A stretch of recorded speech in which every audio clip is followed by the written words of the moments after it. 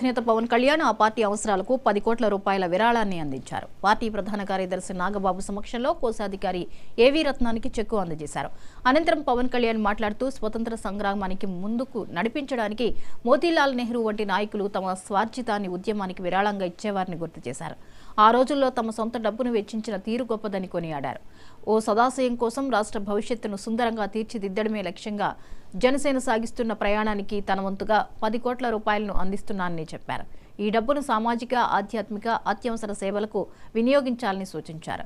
సగటు కూలీ తన సంపాదనతో రోజు 100 రూపాయల చొప్పున విరాళమిచ్చి పార్టీ ఎదుగుదలకు తోడ్పడుతున్నారని తెలిపారు.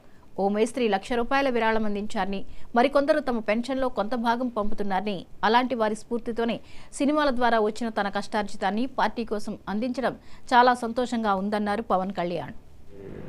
మీ స్వాతంత్ర ఉద్యమ సమయంలో డబ్బులు సంపాదించిన పెద్ద పేరున్న లాయర్లు మోతీలాల్ నెహ్రూ గారు కానీ స్వార్జితం నుంచి వచ్చిన డబ్బుని ఉద్యమాల కోసం ఖర్చు పెట్టేవాళ్ళు, స్వాతంత్ర ఉద్యమాల కోసం. అలాగే వారి ప్రేరణతోనే నేను సినిమాల ద్వారా నాకు వచ్చిన స్వంత నిధుల్ని ఎప్పటికప్పుడు పార్టీకి ఇస్తూనే ఉంటాను.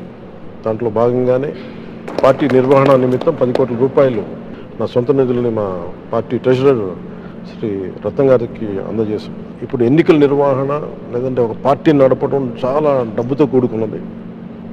నేను చాలామంది నా కోసం ₹200, ₹500, ₹1,00,000 ఇచ్చే ఒక బేల్దారి మేస్త్రి కానీ వీళ్ళందరూ నాకు చాలా ప్రభావితం చేసే వ్యక్తులు. ₹500, ₹600 కూలి చేస్తూ నాకు ప్రతి రోజు ₹100 పంపించే రైతు కూలీలు ఉన్నారు.